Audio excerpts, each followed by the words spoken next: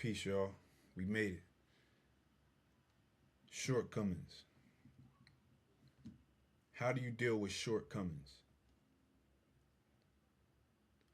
Along this journey, it's going to be plenty of times where you don't feel inspired, motivated. You don't feel you don't feel your best self, or when you're at your best internal environment of circumstances. However you want to shape it. How do you how do you perceive a shortcoming? Are you worthy? Does that mean that you're not good enough? Does that mean that someone else is better than you? Or is that the world or the universe, if that's consciousness, just really showing you some areas in which you really need to strengthen. You're not as focused as you need to be. I'm a firm believer that everything has to work for us. Think about, as far as you can remember, you're undefeated. When you wake up and you have two eyes to open, air to breathe, you're undefeated. Undefeated. That's a champ in my eyes. When we fall short, it's more of a comfort. Your brain has a way of protecting you. It's more of a comfort loop. It's like, this is what I do. This is my idea of self. Now, where that idea come from, it might not be a self-generated idea. It could be something that maybe you was told as a child. It could have been, you know, induced from a situation that you encountered, certain experiences along this journey. But shortcomings you don't have to look at shortcomings as being, failures. You just came up short. All right. The experience is what I'm here for. The experience itself. How do one get better? We can use this. Let's take a sport, right? You take someone that just began the game of basketball with no skills.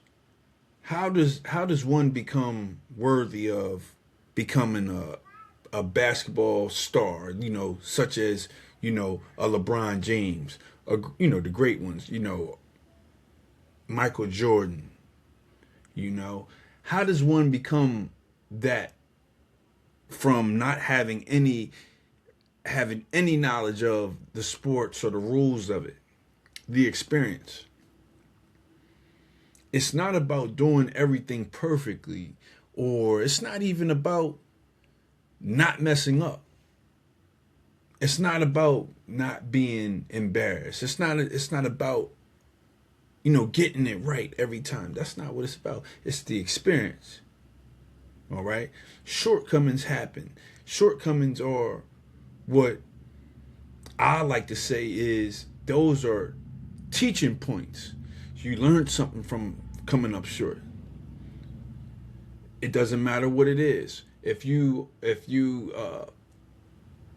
Man, if you didn't make the team, you came up short. You didn't make the cut because you wasn't putting that work in. You wasn't really practicing the way that you thought you was practicing. Although you might have had a ball in your hand and you called it practice.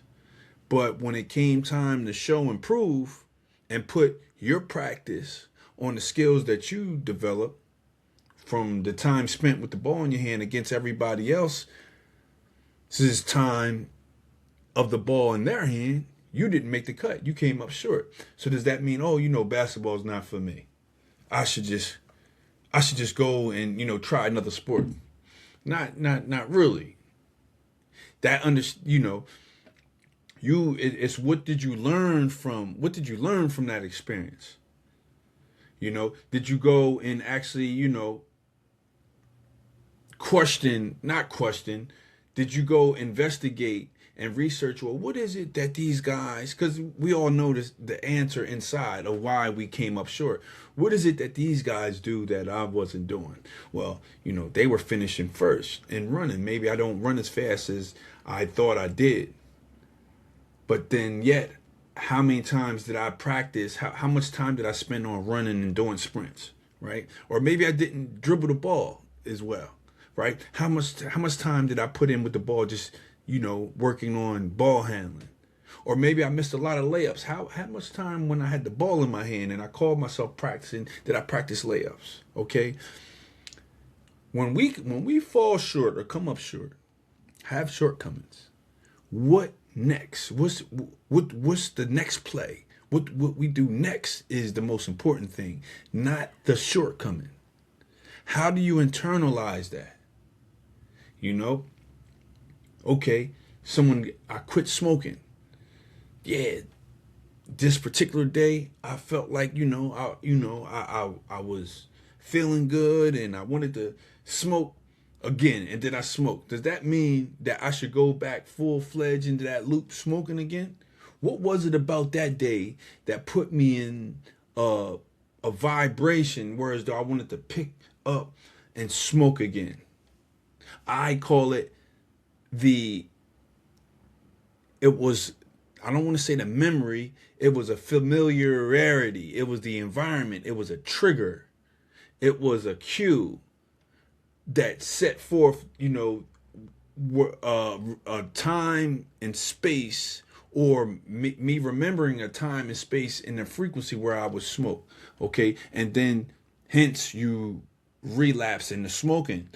But that doesn't have to be permanent. Okay. That doesn't mean you give up all the good work that you put in.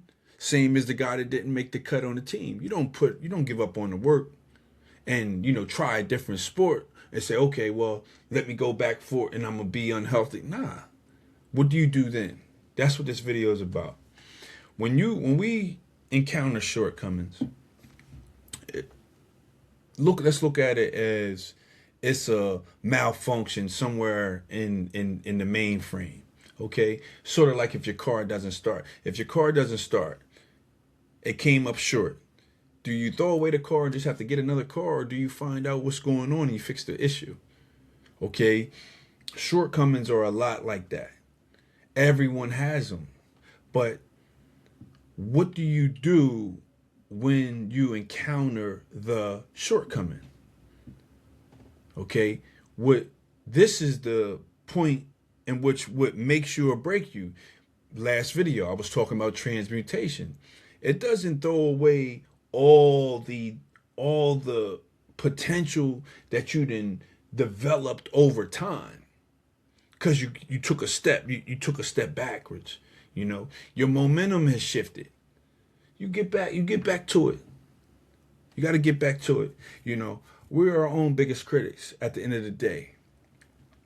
And being self-aware, you have to remind yourself of who you are and what it is that you're doing multiple times during the day, and who you are versus who you aren't anymore. It's the becoming. And I like to think of it as, staying in motion. Like everything is in motion. Everything is in motion. Nothing is sitting still. But when you find yourself in a vibration or an environment and you're around an environment that's not conducive for you, you know it instantly. You make a choice, a conscious decision to stay in that environment when you should just eliminate it. Get clever with it. You say, I'm around these people and these people do a certain thing, right? And although I might have been good, I might not have been smoking and doing said things. Once you get around that people and that energy, it could be football or, it doesn't matter what it is. Looking at fighting or just the gathering and the smoke is there and the alcohol is there and the drugs is there, and you get in that vibration where everyone is just kind of freestyling and wilding out and it looks like it's having fun, you will, by being in that environment and circumference of it, you will forget that you don't even live that way. And that vibration is pulling you into it, and you get into it, and next thing you know, it seems happy or good look. When you know that the location and the environment wasn't conducive for you to be with, and the folks that was there, they have a different vibration. That thing is over there, like is another thing than otherwise. So you get over there and you indulge. Long story short, what do you do now? Do you throw away everything that you was? What made you want to enter? What made you want to even enter that environment? Something called you. Who was it? Was it the old you? What do we do? What are you supposed to do? That's like getting clocked. Are you going to get, or are you clocking in? Are you going to clock in with that full time now? Or are you going to get back to the mission?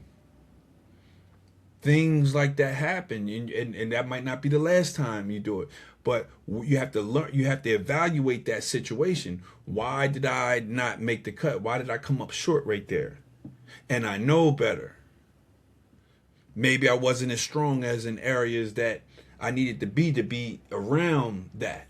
Or what was my motivation of being there? Was I there just to show people that, I'm this new, and then got hit in your mouth? So now you got hit in your mouth. Now what? You gonna give up and you're just gonna go over there and keep smacking your head? Nah. You got to get back to it. Okay? Nobody cares about the mistakes. Nobody cares about the mistakes. It's what you do after the mistake. We're on the next play. It's always the next play. So when you come out, next tryout, next time you show up, you should be you should show up with a different edge. I know what that's like I know what that's like. I ain't going out like that no more. I'm working on everything that I fell short with, be it my ball handling, being it the layups, being it my conditioning, okay, being it my resistance to being in different places around different people and different things. Nah, I stay away from it. I don't do that no more. So when someone's not even moving a certain kind of way, or they indulge in certain type things, I can't even be around you anymore. And you know that from experience. So now it's like, although, it's not the end of the world, don't look for, you don't look for you're not going to pity yourself. Don't look for it. It's not going to come from nobody. Nobody validates you in this thing. Nobody's going to validate you. You shouldn't seek validation for anything. What are you afraid of? Fear is not real. Something that's not happening, that hasn't happened. We dealing with facts. The fact was, you did XYZ. You didn't do XYZ. Now, what we going to do about it? What we going to do about it now? All right? And that's, you'll deal with that more efficiently moving forward, just understanding that, just because the car doesn't start, you don't throw away the car and attempt to buy another car. You understand? It's a malfunction, and it happens. The most you're going to stay on the side of the road, or you're going to research and examine what it is that the problem is and fix the problem. All right, we're gonna fix the problem and get back to the mission. The vision isn't showing someone. Your mission isn't trying to show someone what your vision is. The mission is becoming it. So maybe you're not seeing crystal clear. If you're doing it for, to show someone you're good enough. If you're doing something to show someone else you're worthy enough. If you're doing it to show someone that they should value enough, then maybe you're doing it's coming from the wrong place and you should examine what it is that is hindering your growth. You know, what that trauma is within yourself that has you seeking validation, or have you seeking to be qualified by anything outside of yourself. And then maybe you'll understand this. Maybe it's not everyone else that didn't think you was worthy. Maybe it wasn't everybody else that thought you weren't good enough. Maybe it was just you. You didn't believe in you. So what did you mess up? Everyone messes up. So what did you fell short? Everybody falls short, comes up short. Shortcomings, we all got them. You know, what you gonna do about it though? It's time to get it on. It's no more excuses. You know, you're afraid to be great. You're afraid to be you. You gotta be you to free you. Indeed. So, yeah, you know, shortcomings don't really matter. You know, mistakes don't really matter. You know, it's the consequences that we live with. It's the consequences that we have to, that matters, not so much the mistakes. Okay, and again, death is the truth. If that's at the highest regard, death is the truth. So if you're not afraid of death, you shouldn't be afraid of anything. You know, in my opinion, what do I know? You know, shortcomings. What do you do after? What's the next play? Only you can call the play. You understand? It's not about wishing on the star. Summon that energy, that spirit. You summon that by sitting with self and breathing. Less is more. Learn how to do more with less. That's the key. I seen something Cat Williams said the ability to have enough money, so to speak, I don't want to butcher it too much. He said to have enough money to be able to do the free stuff. That was crazy. That's information. You know, on a height. He said Cat Williams said that's a gift, being able to have enough money to be able to do the free stuff. Like we're all on this merry-go-round, you know, in a loop. You know what I'm saying? It's a loop. We're all in this loop. And the loop, you know, you could do the right thing, the wrong thing. You could do the right thing or the wrong thing. You know, it's really not, you can enjoy it or not enjoy it. You're going to live or die. You know, these are two extremes of the opposite end of the polarities. All right. And it's a point where things break through and change. All right. And you transmute, and we're transmuting energy. Life is literally like a seesaw, you know, and your mentality, your mind is the real threat. And you have to, the key and the mastery in it is being able to make everything work for you and your mood, which our mood should not be dictated by any outside source. You know, upon the wake up, everyone has a cup. Everyone has a cup. Is yours half full or is it half empty? You decide. It's up to you. When you come up short, you didn't make the cut. You didn't get the job. You didn't, you know, your marriage didn't last. You didn't keep the house. You didn't keep the car. You know, what does that mean? Does that mean you throw the rest of the rest of the life you got left? That means you just pack up and say, you know, all right, I don't want none of it then. If I couldn't have all of that, I don't want none of it. Nah, that doesn't, I didn't think that was wise. That's not real. You understand?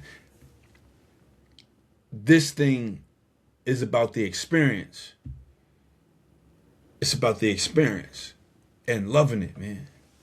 And loving it on the wake up. Having enough money to do the free stuff.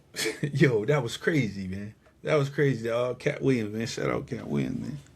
But yeah, man, you know, shortcomings don't matter. We all have them. It's what you do next. We're on to the next play. Sort of like, you turn the ball over, you missed that shot, next play. We lost that game, all right, next game. If that's the end of the season, okay, boom. We're working on the next level or the next chapter. We're going that way. And you just got to know who you are and which direction you're going. That's the biggest, most important element that be missing. It's not what they doing over there and everything like that. You got to learn how to be by yourself and be cool with being by yourself. You have to learn I mean, this is the skill. You have to learn to assess your own thoughts about who you are. Before you can think about loving anyone else, you have to love, your own thoughts and love who you are. Okay? You have to realize who you aren't. You understand? The situation that you passed is not who you are. It didn't make you, nor did it break you. You understand? Coming up short is just it's another learning experience. It's an opportunity to grow. It's an opportunity for advancement. Think about it. If you fall, right, you just gonna, I fell, I'm not gonna get up and just lay there. And then so what happens is if you get rained on or snowed on or whatever, you're just going to still be laying there while things happen. Are you going to make a choice? Say, you know what, let me go ahead and get up. It ain't over with yet. I thought it was over with. I fell. Once you realize it's not over, you fell. Like, you realize it's not over. You fell. What next? Get next play. Let's go to work, Jim. Hey, man, this is Drew. This is Fruition. I hope everybody has a truly wonderful, great everything. Peace.